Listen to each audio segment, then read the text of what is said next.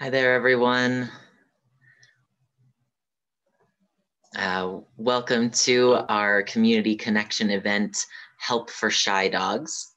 My name is Robyn, and I'm a member of the training team here at the Santa Fe Animal Shelter. I have a bachelor's degree in zoology, and I've been working with animals in both wild and domesticated settings for about 5 years now.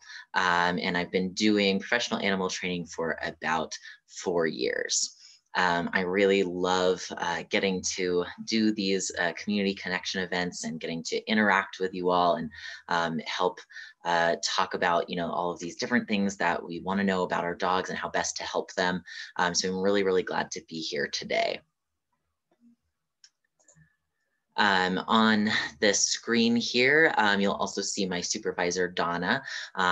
They're going to feature in a lot of the videos that we see throughout today's presentation. They're a great trainer. You can see all their certifications listed there on the screen. And then all of those logos across the bottom of the screen, those are all different organizations that we're affiliated with as a team. So it's really great to be a part of such a well-educated team that's really invested in things like continuing education and practicing ethical and science-based dog training. All right, so just before we get started, a little bit of housekeeping. You'll notice that you all came in muted and with your videos off, and I ask that you remain that way unless we are on a question slide and you guys have a question. At that point, you're welcome to unmute yourself to ask it. If you come up with a question, as I'm talking, you can go ahead and put the question in the chat. And so when I get to those question slides, I'll be able to answer those right away. And that will just ensure that we can get through the whole presentation and everyone has a chance to participate.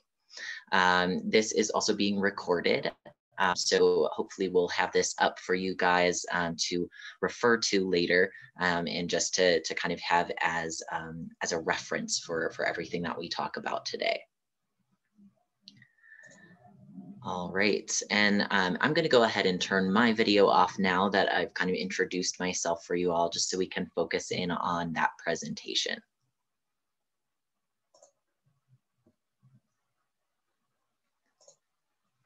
Okay, so a little bit about the Santa Fe Animal Shelter.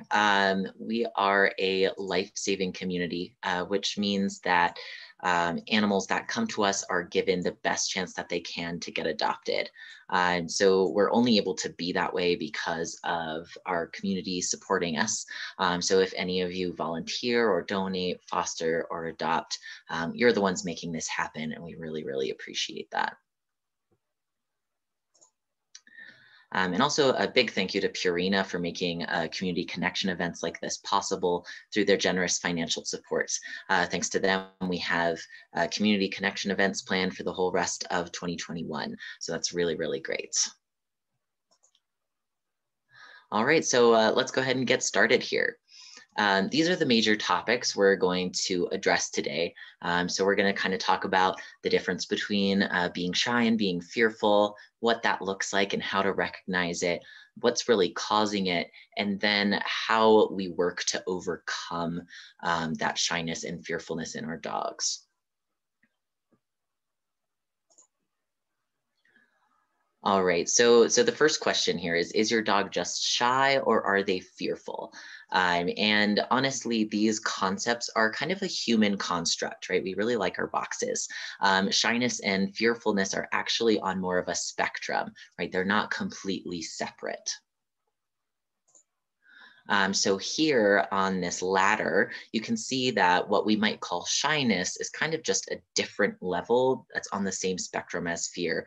Our dogs can move around on this spectrum fairly easily. So you can see that shyness can tip into fearfulness and things can change for our dogs.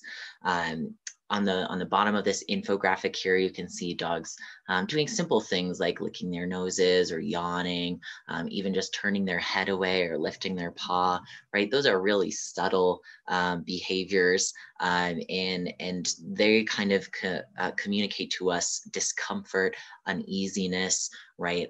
Just a little bit of kind of fidgets and those sorts of things, right? We see that a lot in dogs usually labeled as shy. And you can tell that there are emotions underlying all of these different behaviors, right? So that's what I was talking about with the discomfort and the uneasiness. By the time you get to the very top of that chart, you're in full-blown fear territory, right? That's where you get the biting and the snapping and growling, all of those things, right? But this is all just a spectrum of connected behaviors. All right, so what does it look like? Shyness and fearfulness look different in every dog, but there are some common body language cues that it's really important to be able to recognize in our dogs. We can usually recognize pretty extreme fear, like what you see in this video, right? The dogs here are very scared. The one in the front is just frozen and can't move, and the one in the back is moving in slow motion and trying to get as small as possible. Both of their tails are tucked underneath their bodies, and you could see the whites around their eyes. Also, their ears were back, right? So all of those are indicators of pretty extreme fear. But there are also a lot of fear signals that are more subtle. So in this video, this is a shelter dog that was brought to a quiet house for a break from the shelter.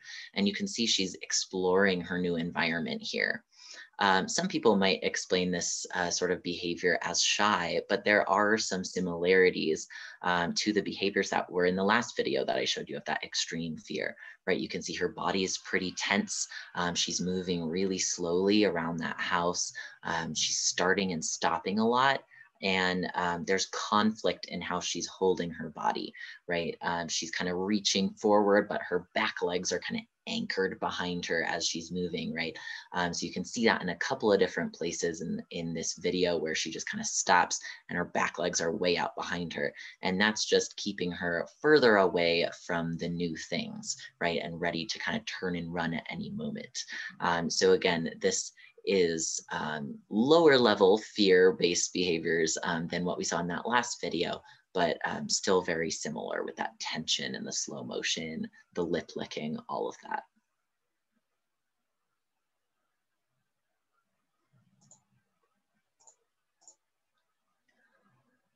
All right, so what causes this sort of fearful behavior? Generally, it's a combination of different variables, but one of them is genetics. So our dogs can be actually genetically predisposed to have a heightened fear response. And that can be because of their breed, but it can also be from things like trauma memories, right? The stress that the mom dog endures during her pregnancy can also affect the disposition of her puppies, right? So there's a lot that goes into sort of this genetic predisposition beyond just their breed.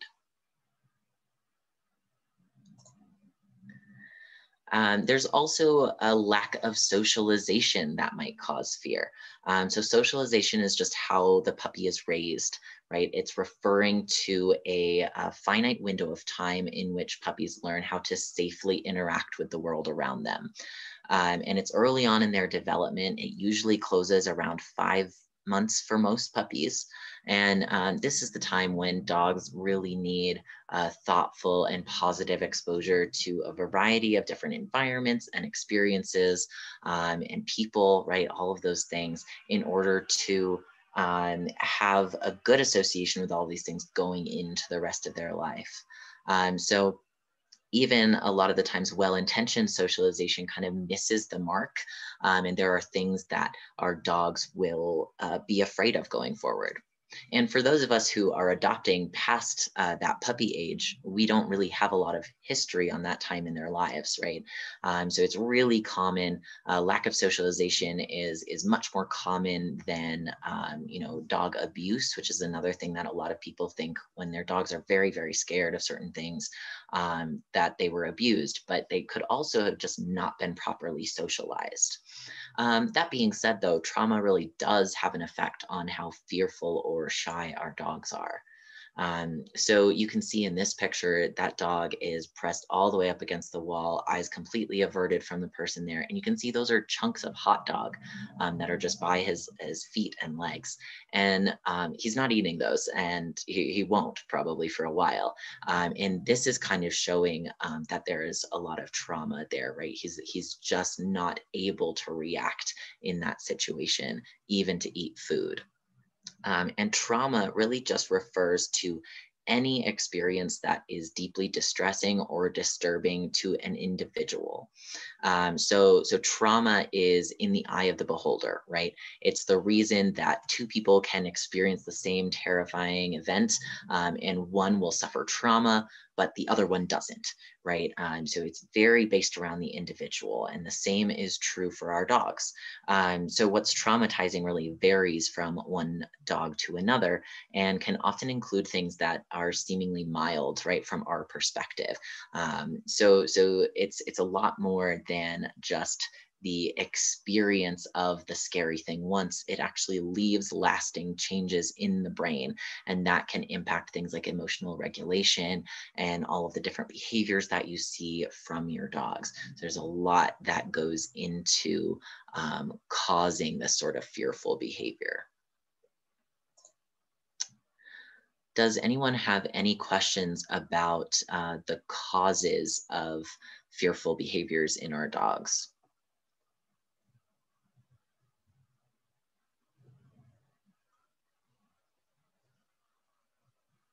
All right. Well, if you guys think of anything, you can go ahead and put it in the chat, and I'll get to it at that next question slide. Or did someone just unmute themselves? Did you have a question? Can you? I don't know how to do this. I can hear you. Oh, you can hear me. Okay. Yes. I will be real quick here. My dog I adopted from the shelter end of September. He was one of the parvo puppies that came in. So Okay. I'm sort of thinking he didn't get much handling and stuff because of that. And then he was doing really well for a while after I adopted him, and took him. I worked at an estate sale. He came with me. He was there for days, and then everything shut down again. So from about, I'm trying to look at, so that window of opportunity to socialize him got kind of shut off. And now he's 7 months old, and he's terrified of everyone. I've been trying to take him.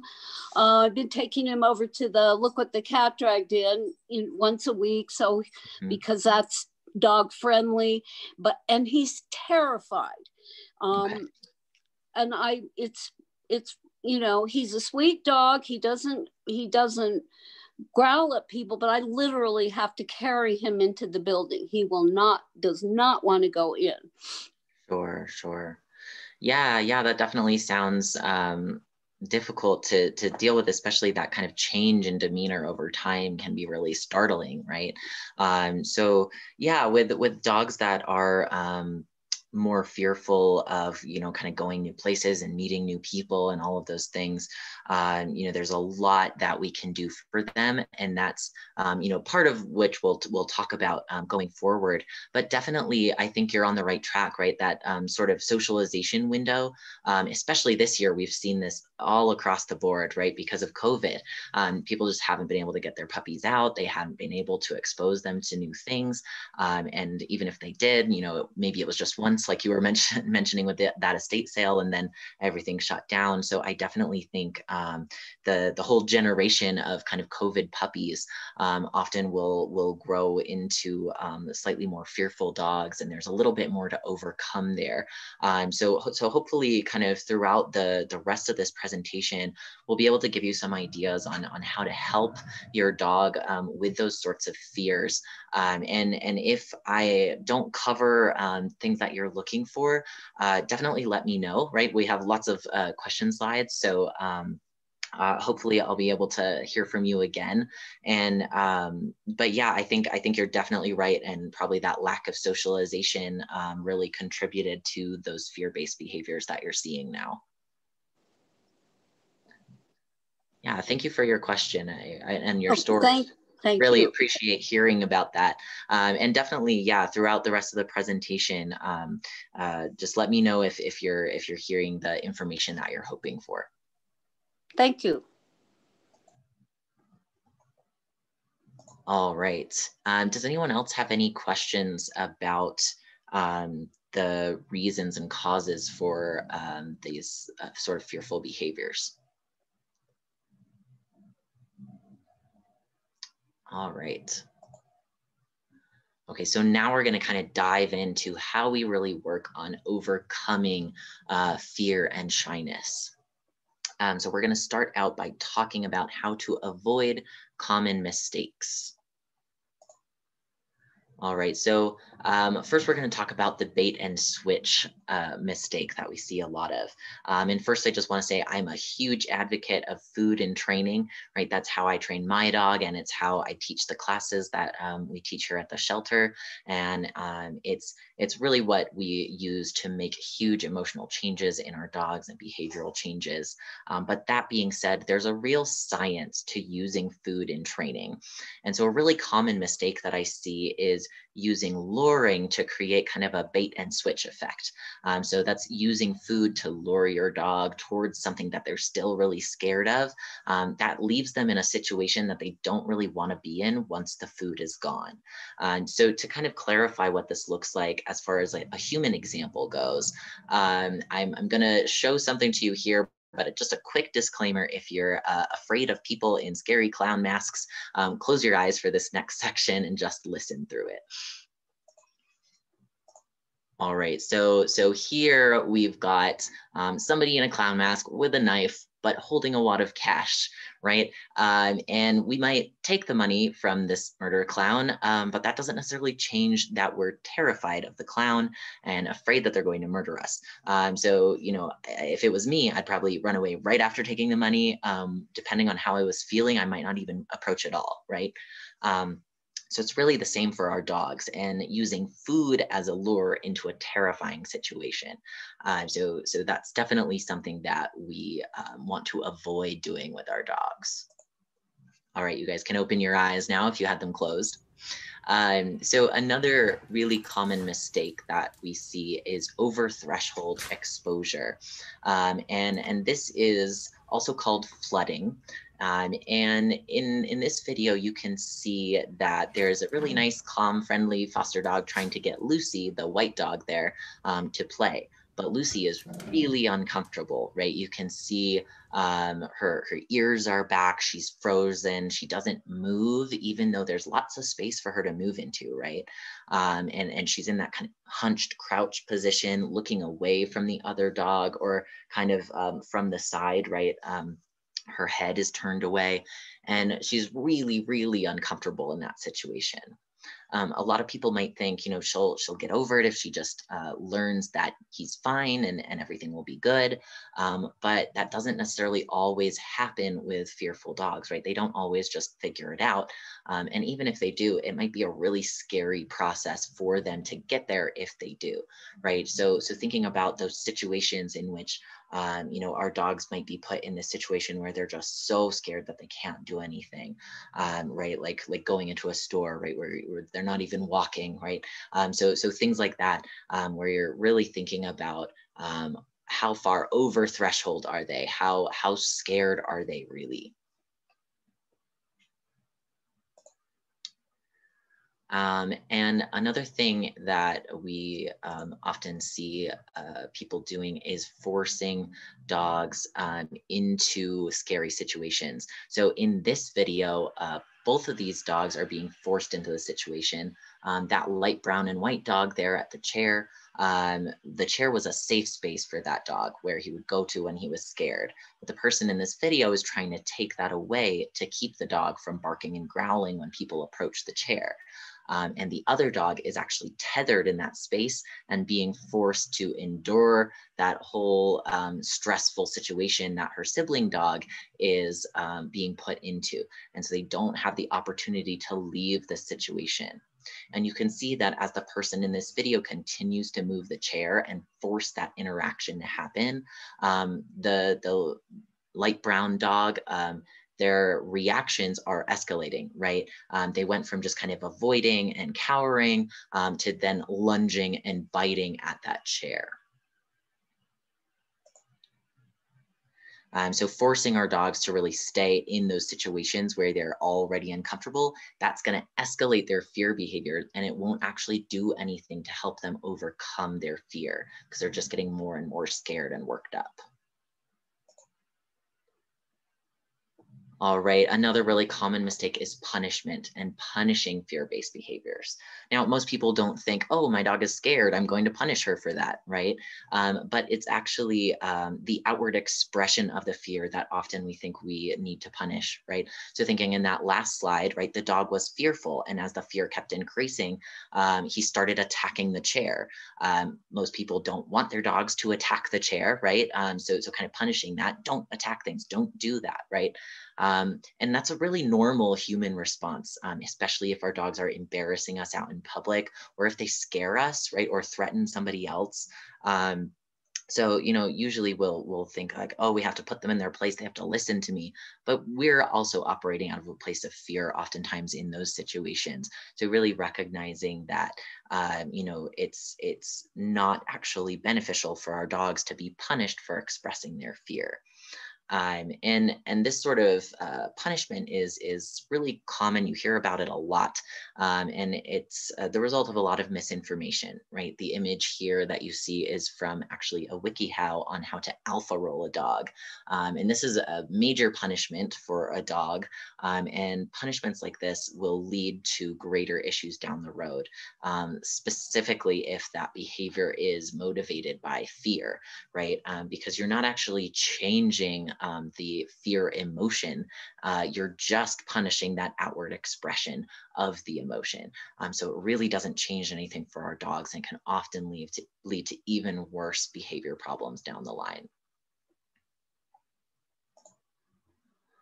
All right, does anyone have any questions about these sorts of common mistakes that we're seeing and why they don't really work?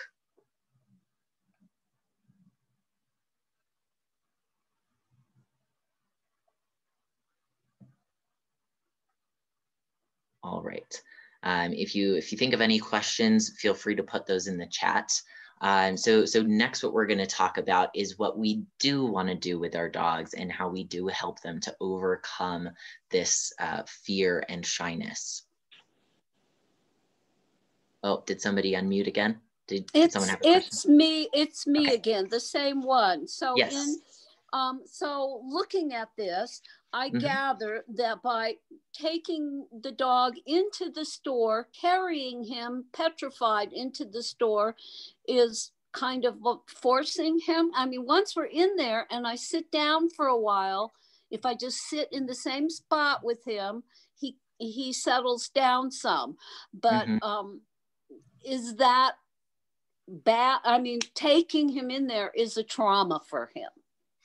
Yeah, it can be, kind of an overwhelming experience for them if they're nervous about new places, and maybe this, stores and things like that often have lots of people in them and lots of things going on around. So it can be very overwhelming. So it might be, a better decision maybe not to take him into those places. Maybe even just kind of having him, outside the store and just making it a really great experience, and then leaving, right? And instead of going in and having to carry him and all of those things. Okay. Yeah, and we'll talk about kind of alternatives in this next section. But yeah, I think you're definitely on the right track with that one. All right, so talking about what we do want to do for our dogs, right? The most important thing is creating a sense of safety. And we kind of have it as an acronym here to help you guys remember these different parts of it. But you want a place for your dog that is separate, right? So you're looking at a little place that's all their own, right? And this can be in a place of social significance within the house, but sort of apart and away from where the major activities are happening. So just giving them a little quieter space away from the like most active places in your house, whether that's the living room or the kitchen, right? And keeping them in that area. And then making sure that it's fun, right? Comforting for them with soft bedding and familiar toys, right? And then enriching, which just means that it's an exciting and stimulating place for them to be. Things like calming scents, interesting chews, treats, all of those sorts of things. And covered spaces that are kind of open can be really comforting to our dogs. But every dog has their preference. So definitely kind of seeing where your dog likes to go. You know, some fearful dogs will like hide under the bed, you know, and they want to be in those small little places. Other fearful dogs might be really uncomfortable in those spaces. So kind of watching your dog, seeing kind of their preferred areas and really setting up a space that's specifically theirs, right? So it's the dog's space, and humans don't go into that space. No hands go in there. You don't approach your dog while they're in there, right? So it's really their space, and they know that they have a place they can go and retreat to if they're afraid. So again, it's a separate, but in a place of social significance, away and apart from kind of those chaotic areas of the home, and accessible to your dog, right? You don't want just a room, but then you close the door, right? And then fun and enriching. So lots of treats, fun things to do in those spaces. The next thing we're going to talk about is prioritizing agency. And when I talk about agency, I'm really referring to our ability to have a say in what happens to us. So this is a really important concept with humans. It's also very important with our dogs. So choice and consent, right? The ability to choose to say yes or no to different experiences, and when to end those interactions. Right. And that really teaches our dogs that they're safe and we're listening to them. And that can be really, really important. So in this video, you can see Donna is letting this dog come to her. And when she decides to leave, Donna lets her go.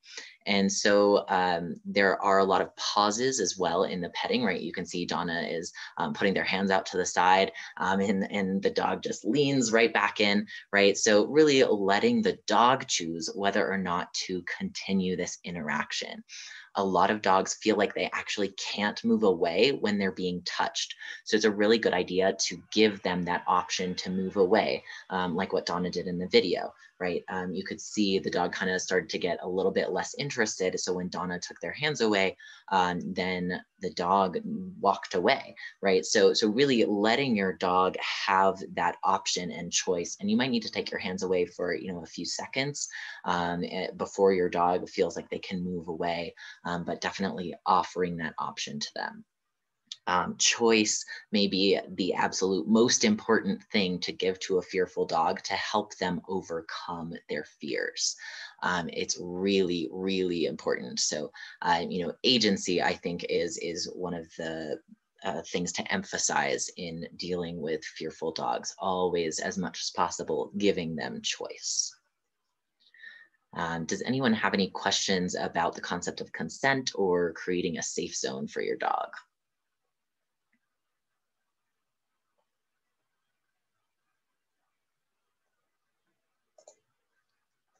All right. So next we're going to talk a little bit more about dog body language. And I have these videos muted because they're very, very loud, right? They're in shelter settings. There's lots of barking, all of that. But one of the ways that we can really help our dogs to overcome their fears is by learning to speak their language, essentially, right? To understand what they're telling us with their behavior. So a lot of people don't really realize that a lot of aggressive behavior we might see in dogs is actually motivated by fear, particularly in shelter situations, right? They're coming from a defensive place. The thing about this fight response that you saw in this video, right, the dog barking right at the person's face, moving forward towards them, we tend to listen to this big dog, right? Because big dogs are scary. They have mouths full of massive teeth that can do a lot of damage, right? But oftentimes little dogs that ask for space are ignored. We try to comfort them or hush them, right? We know that little dog bites are not that big a deal. So we feel like we can kind of go forward into their space, even if they're asking for more space than what we're giving to them. So they really do deserve to be listened to, right? And giving them space in response to those behaviors, even if we're not actively scared that they're going to hurt us.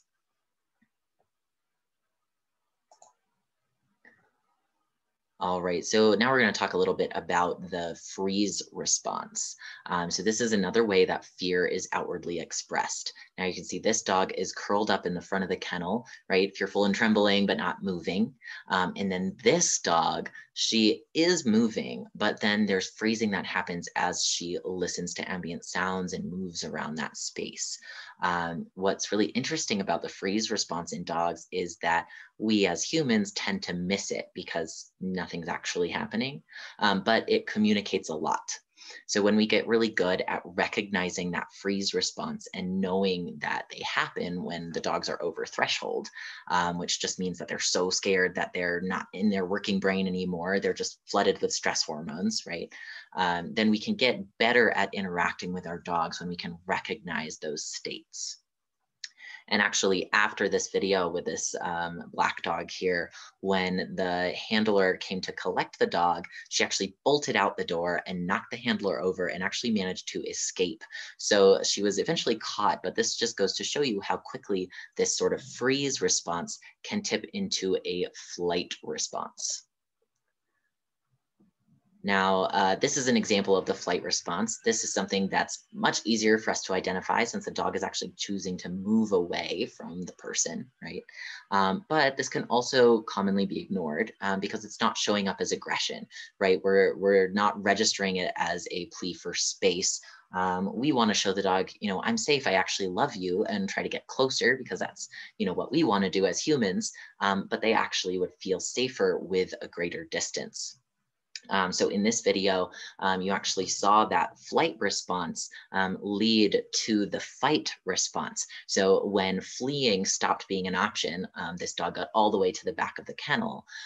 There was nowhere else to go. And so she tipped right over into the fight response, which was that bark at the end of the clip, right? So the fight and flight and freeze responses all can kind of run into each other, and you can see all of them in a single interaction with a fearful dog. It's really good to be aware how quickly they can shift around. And then context matters, right? This is that same thing I was just saying. All of these responses indicate fear. And this is an example of a dog tipping kind of from uncertain to aggressive, right? You can see there's a little bit of conflicted body language, really excited dog, excited about the interaction, sniffing the fingers. You can see that sort of wiggly body, really excited. But then it kind of tips over into this barking, and you can see that the eyes got a little bit more intense, and that approach by the handler really scared the dog. You saw he backed away and then came forward again. Now that barking is a lot more intense. The hackles were kind of up on the back. They were lower down, right? So you could see how quickly that tips into aggression. Now here we have another video of conflicted body language, but this is a lot calmer. So this is a puppy, right? And the puppy is approaching, but there's a lot of freezing, right? So you see the puppy will stop and they're getting very small and they're pancaked to the ground, and then they kind of move away and they wiggle, but then they freeze again, right? So they're ping-ponging back and forth between interacting with a person, sniffing that hand, and moving away and being really frightened. So this is a clear sign of that sort of emotional conflict that the puppy is experiencing. They're not sure how to feel about the person there. You can see in this conflicted dog, she does a submissive grin, or he does a submissive grin. and that's a really common sort of conflicted body language signal that you can see. Here in this one, you can see the dog is scratching a lot, right? And actually excessive scratching and grooming and licking, all of those things can also indicate discomfort. So you can also see that the dog was moving back and forth, right? And so that kind of shows that conflict again. Now this dog, her name is Lavender. She has a bite history, and this is in our behavior team office. So she might look really friendly and happy, right? She's got that wagging tail. She's actually doing the play bow, but there's a lot of conflict in terms of what we're actually seeing from her. She's a little bit rigid, right? You can kind of see that in her back end a little bit, and she approaches, but then she'll freeze, and otherwise she keeps a lot of distance from the people in that office. And all of the people in that space were doing a really good job of, giving her the space that she needed, and then also providing her with that safe space of the bed that she went back to at the end of that video. So learning to read and listen to conflicted dogs can be really helpful. So if there is any conflict that they're feeling, it's a good idea to give them space and let them approach if they want, and don't just reach out towards them, right? Because that can be really scary, like you saw with that first dog, right? Was totally fine until that person moved forward and reached their hand out, and then it tipped over into aggression. So really looking out for those things, giving your dog space if they're asking for it, even in those sort of more conflicted instances.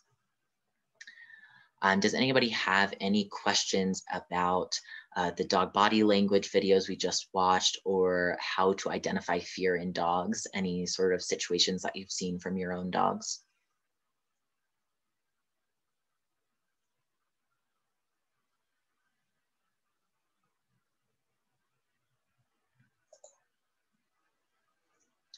All right. Okay, so another way to help with helping fearful dogs feel more safe is to create perceived exit routes within their space. And there's an emphasis here on perceived. And I kind of want you to see what the dog sees in this situation.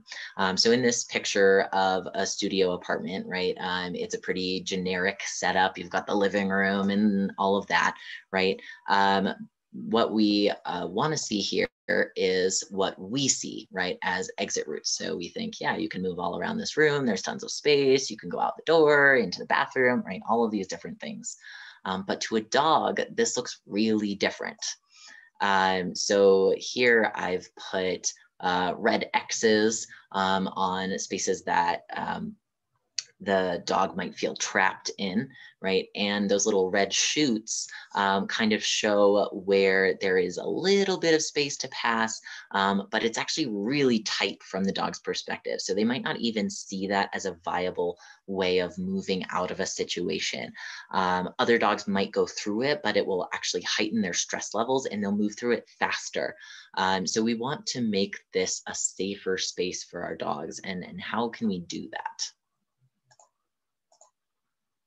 So here we can just make some small adjustments in the layout, right? And that can be as simple as moving that plant, right? Adjusting the end table, even just taking it out of the room altogether, right? Really making sure that there are big spaces that our dogs can move through to feel safer in that space. And since the whole front area of the house there was full of red X's, you can just block your dog from accessing those spaces to avoid them getting stuck and feeling trapped. So you can use something like a baby gate or an X pen to keep them out of those types of spaces, to avoid any sort of conflicted situations from happening, right? Where you're accidentally cornering your dog in a space where they don't feel safe. And this sort of setup, right, it doesn't have to be forever, but just until your dog is feeling more comfortable and safer in that space.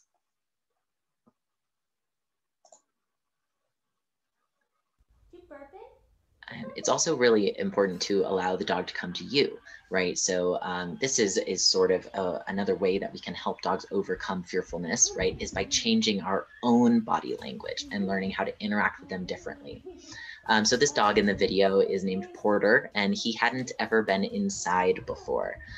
So Donna here is keeping their space, giving the dog freedom of movement, right?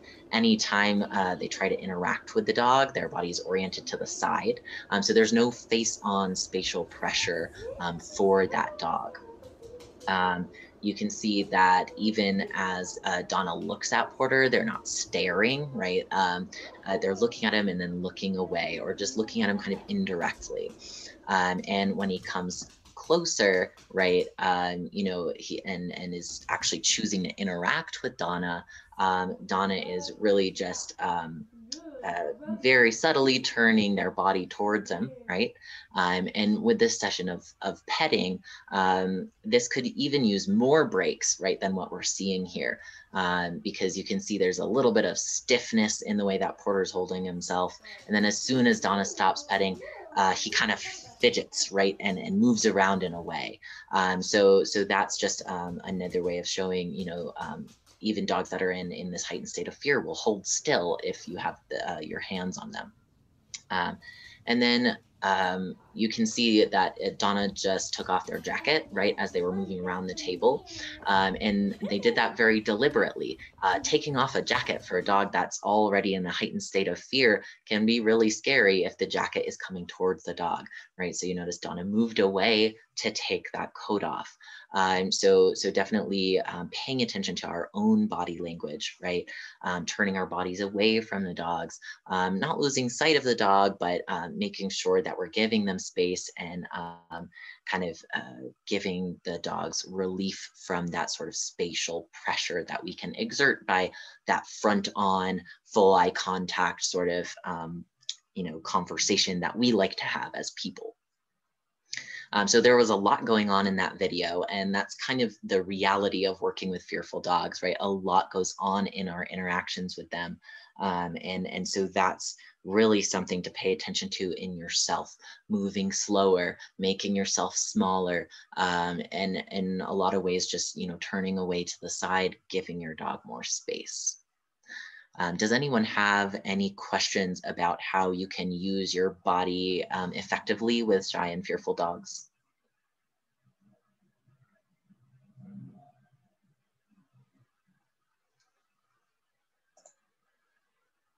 All right. I have a question. Yes. Oh, I think you muted yourself again. Oh, now can you hear me? Yes, I can. It's me again. Okay. So, all of this is just so good. And I actually had a dog that I had to do all of that with because she was terrified of everyone. And but the problem I have now is this dog's not scared of me or the other two dogs that live in the house or the cat. Right. Or the two donkeys. He's terrified of anyone else. And that problem is it's such that for one, I don't have neighbors except for cows.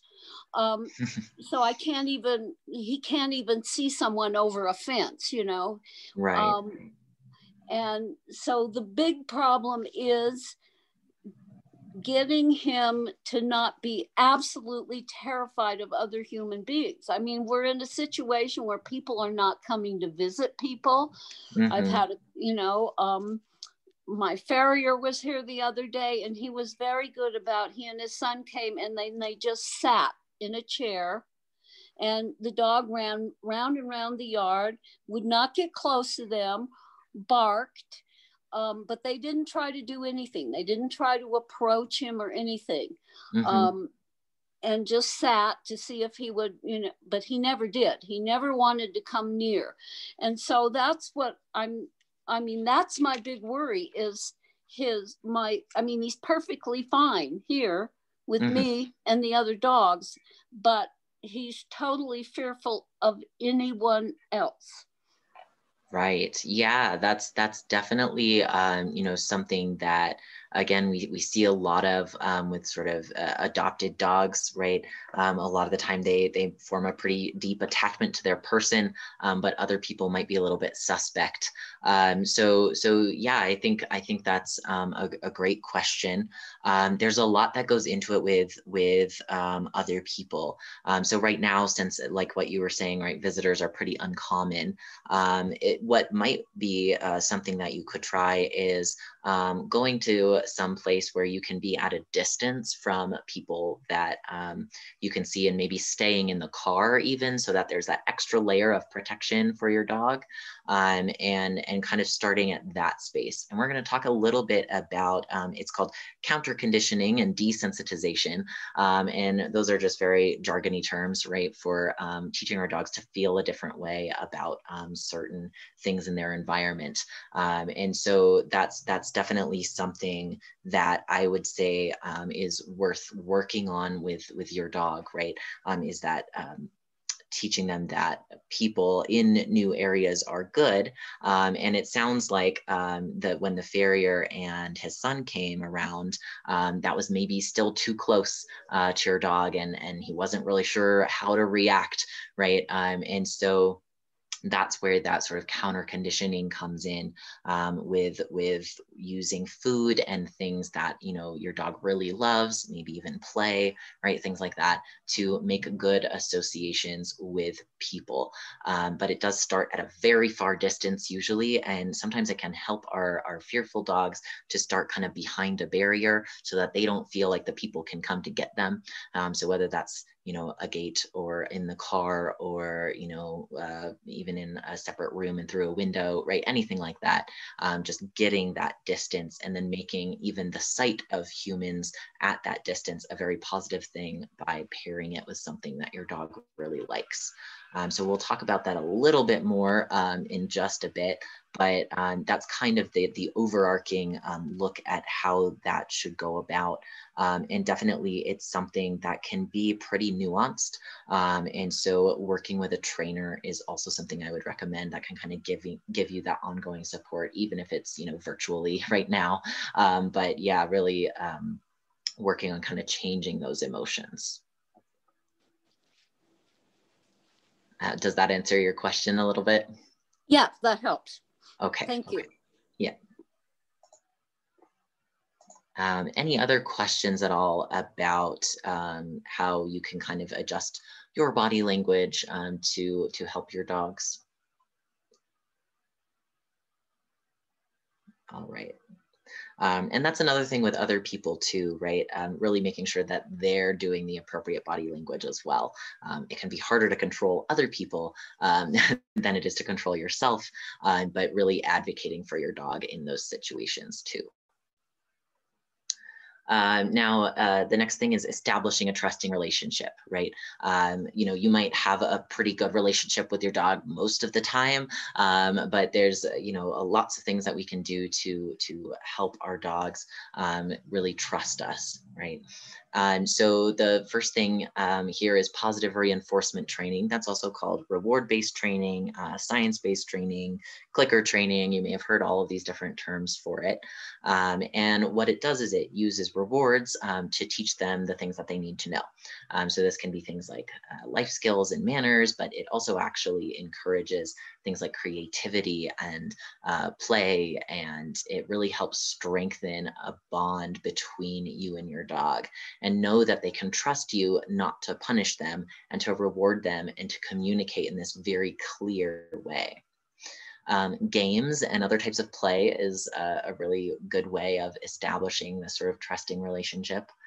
If a dog has really extreme fearfulness, they might not show any interest in toys, and they might be a little bit scared by any of your attempts to play. But eventually, as they're starting to feel more comfortable in their environment, they might kind of start to warm up. So trying different types of toys until you find something that your dog actually likes, but always thinking about that concept of agency, even within play. So we tend to get kind of rough when we try to play with dogs, right? We'll kind of push them around or ruffle their fur. That might be really overwhelming to a fearful dog. So kind of changing the way that we go about doing that, asking them if they want to play, right? Doing kind of our human equivalent of that play bow that you see dogs give each other, right? Where we're saying, do you want to play, right? And bringing up our energy and, maybe doing like a little fake play bow of our own, right? But making it so that we're kind of faced away from our dog, giving them that space, asking them if they want to engage in play, and then consistently throughout our play with our dog, asking them if they want to keep going, right? Similar to what we talked about with petting our dogs, right? If they're in the middle of something, they might not feel like they can take a break or move away. So always giving them that option. And if they don't want to play, they don't have to play, and you can just give them their space. And then also snacks, incorporating food into your dog's interactions with things that they're maybe hesitant about or scared of. There's a really specific way to go about doing that. I kind of mentioned that in my answer to that question that we had earlier. But that's definitely something, again, that we don't want to be luring our dogs using food into scary situations, right? Remember that murder clown that we saw on the other slide? But you can toss treats for them away from scary things, right? So that they get a chance to leave. They learn that leaving a situation is an okay reaction instead of, kind of flipping immediately into that fight response or even the freeze response where they're just so uncomfortable that they can't move. Teaching them to move away can be really, really powerful there.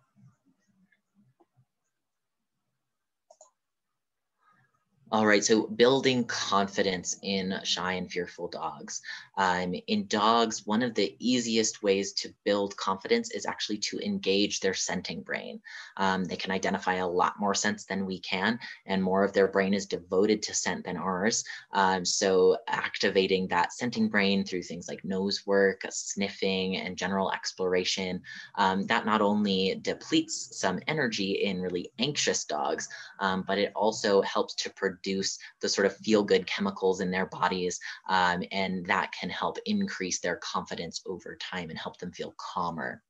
And definitely with things like exploration, right? Exploring new environments at their own pace, right? So not necessarily taking them on a leash and going into the front yard where they're scared because there's traffic, right? And pulling them out there, but letting them make the choice. Do they want to even approach the open door to the front yard, right? And if they do, letting them sniff the air, right? That can be all they do, and then you can close the door again, right? And kind of keeping them at their pace, going where they're comfortable, and really, really adjusting what you're looking for from them based on their fear levels, right?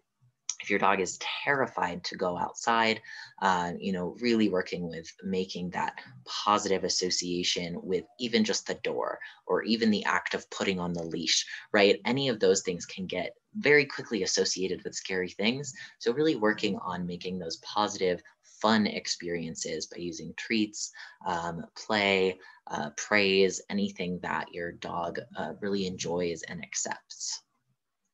Sniffy walks are kind of what you see the dog in this picture here doing, just being given almost free rein, right? There's a long line on there.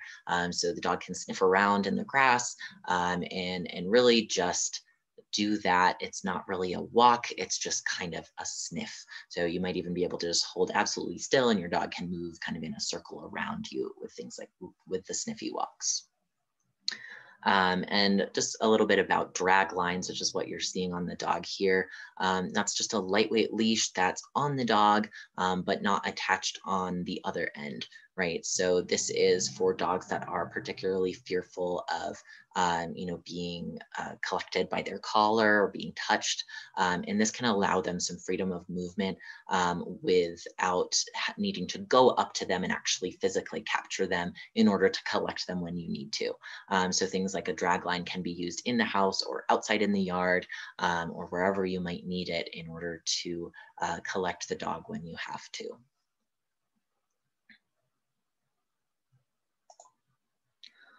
All right, so this is what I was talking about earlier, the counter conditioning and desensitization. So this is the kind of work that we do for really extreme fear responses. So in this slide, you can kind of see the before, which is that fear in the form of aggression or the fight response to any of those given triggers, right? The bicyclist, another dog, a child running. And what you do over time is you work with a trainer to change the dog's emotions about the triggers and about the context around those triggers. So by changing how they're feeling internally, you do actually change that outward expression of the emotion. And I tell you that because there are trainers out there who really just focus, again, on trying to suppress behaviors without actually changing the dog's emotions. And that's what we talked about kind of on those punishment slides, right? There are still trainers that will do that sort of training, and it's really not good. It doesn't actually work. It might work for some dogs in the moment, but it often leads to long-term behavior problems and kind of a disintegration of that trust. So that's why it's really important to work with a qualified trainer who really focuses on the emotions your animal is experiencing and how to change them positively, right? Using food and other really fun things that your dog loves. All right, so when it comes to training and treatment plans for these sorts of higher levels of fear in our dogs, I just want you to understand that it takes time, right? This is a really great meme here, right? And we use this for training plans. And it just shows like, you know, we have this goal and it seems like it should be an easy, smooth ride, but it turns out that there's a million other things between us and that finish line. And it does take a while. But it's really, it's a rewarding process, right? Because you're really helping that dog learn not to be afraid of the world around them. And it's definitely possible, right? You can get there.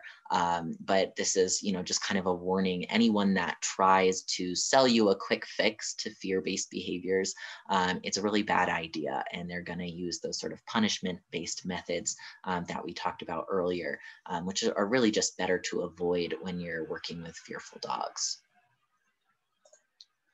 We also need to make sure that training with our dogs happens under threshold. So that's before they start exhibiting fear signs like what you see in this picture here.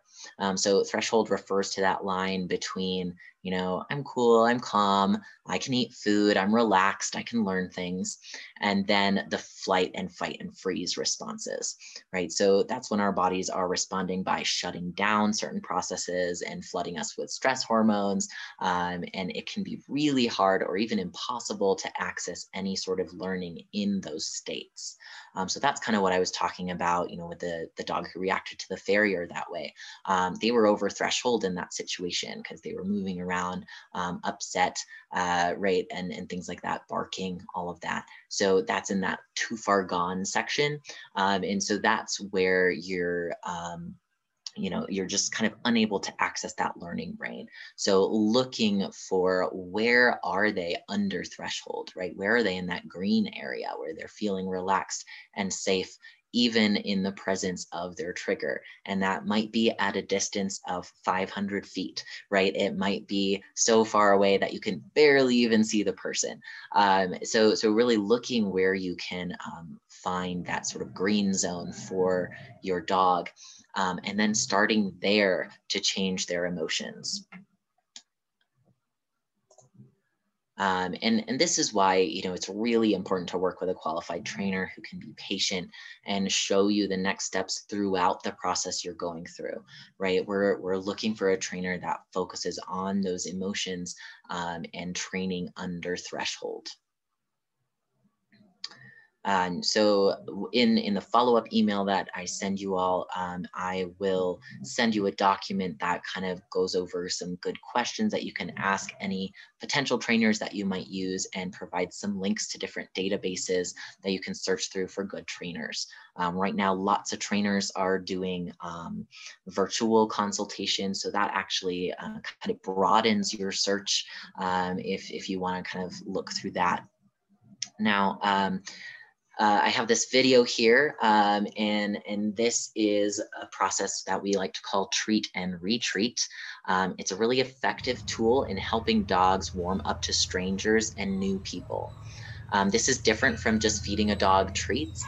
If we have a dog that is at or over threshold, the dog might get close because they want the food, but then the dog gets really scared. That's that murder clown situation from earlier. But here in this video, you're kind of seeing the beginning of treat and retreat. You can see treats are being tossed away so the dog can move away. And then as the dog chooses to look back, re-engage with the trainer, another treat gets tossed away. And you can see even in this environment where it's not an ideal training environment, there's lots of dogs barking, all of that, but the dog is still able to move closer and then move away, and get closer and closer throughout this session, even going so far as to sniff the trainer's shoes, right? And you saw the trainer toss that treat away, and then made it more obvious for the dog so that they could move away if they needed to. So you can also take a look at the dog's body language here, right? There's a lot of that slow motion movement, tension in the body, right? And the trainer just crouched down instead of standing up because that was looking like too much for the dog, right? Wasn't getting quite as close. So turning away, thinking about your body language and the dog's body language, really working to keep that a fun and interesting game, right? If your dog isn't taking food, that means that they're over threshold.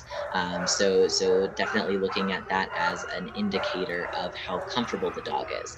You can see now the dog is even taking food from the trainer's hand, where before he wouldn't have even approached.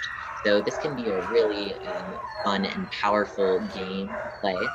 And in the follow-up email, again, I'll be sending you a document that kind of goes over this treat and retreat game, so that you can kind of follow along with a written description of this.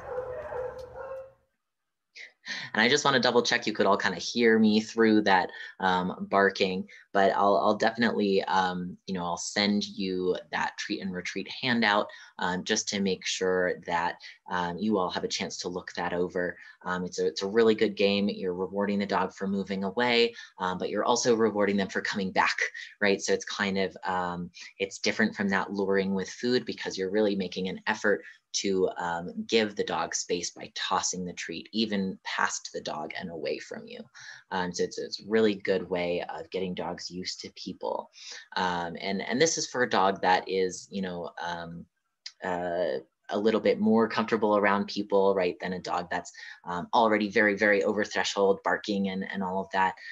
But you can see even with this dog who's very scared and pretty overwhelmed, right, and definitely over threshold, he's still able to make some progress with this one. So it can be really powerful depending on the dog. But this is definitely something that, again, can really go better if you have kind of a trainer working with you and helping you through this process. Oops. All right, so next steps here, we're going to be sending out a recap email that gives some information about what we talked about, and we'll also have we also do have an online behavior and training library, and that has a lot of different handouts. So you can take a look through that for any sort of information that you're looking for. And then you can always reach out to us for more information by responding to that email that we send or emailing us at training@sfhumanesociety.org. And I just want to ask if there's any last questions. I see there's one in the chat here from Erin. It says, we have a newly adopted dog who has to go to the vet next week. She is terrified of being picked up or handled. There isn't much time to get her used to things before the appointment. Any suggestions? That's a great question. Definitely, I think, being in a time crunch is really not conducive to the sort of counter conditioning and desensitization processes that we were just talking about. There is, some amount of that work that you can start trying. vets are generally really used to working with dogs that maybe don't want to be there. So they do have kind of their methods of safe handling and all of those things that they'll use to be as gentle as possible with your dog, right?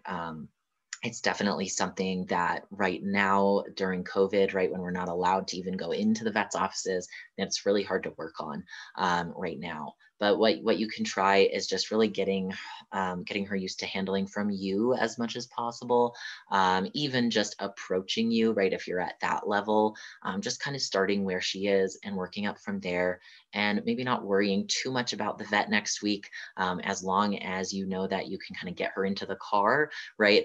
That's kind of where you need to start with that one, because yeah, definitely that time crunch is going to make things difficult. But now, you know, having that awareness that this is something that she's very scared of, that's something that I would definitely recommend working with a trainer on, and you know, kind of over the long term, so that the next time that your dog goes to the vet, she won't be so scared, and it'll be a much calmer process for her.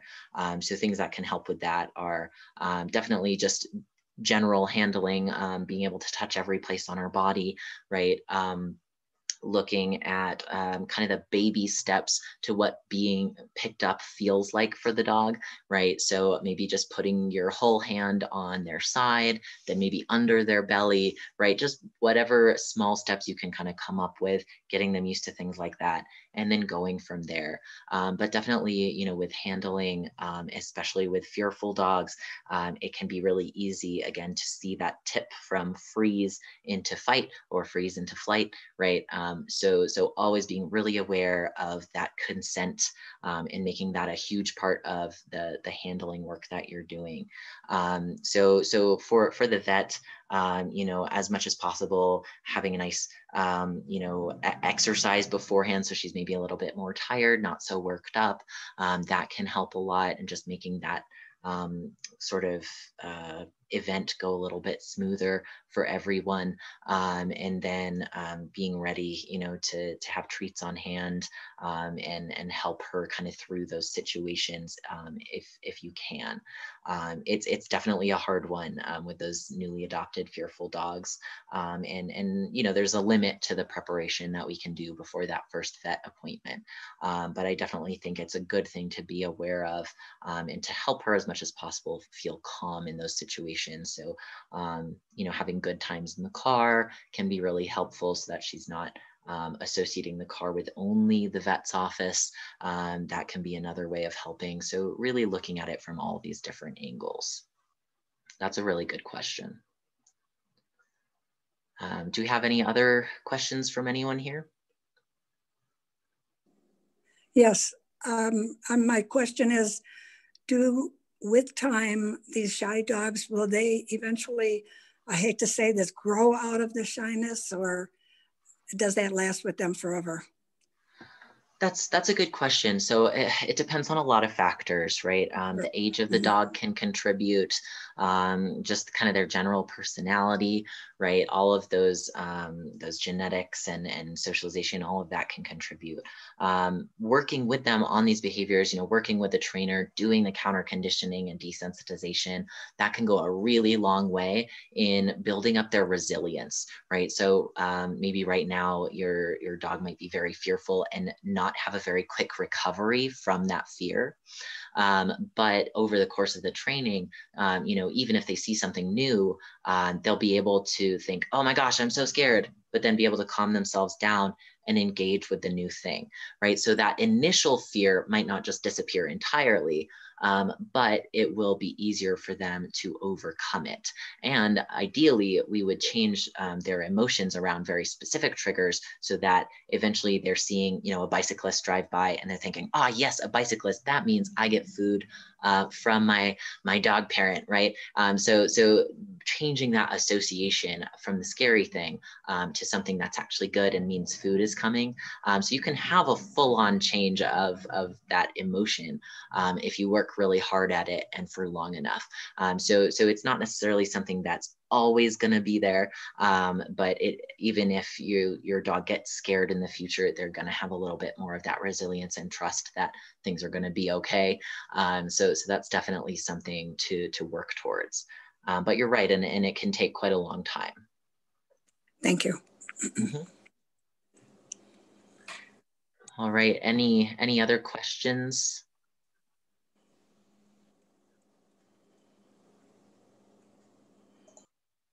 All right. Well, thank you all for coming to this presentation. And I really appreciate the questions that we did get. I know that there's a lot that goes into working with our fearful dogs and getting them into situations where they're feeling better. So definitely thank you for being here. And another thank you to Purina for making this community connection event possible. And if you guys learned even one thing from this class that you found useful, please consider donating so that we can continue to provide these services free of charge to the community. So again, thank you for your time here. I hope you got a lot of really good information, and thank you for supporting the Santa Fe Animal Shelter.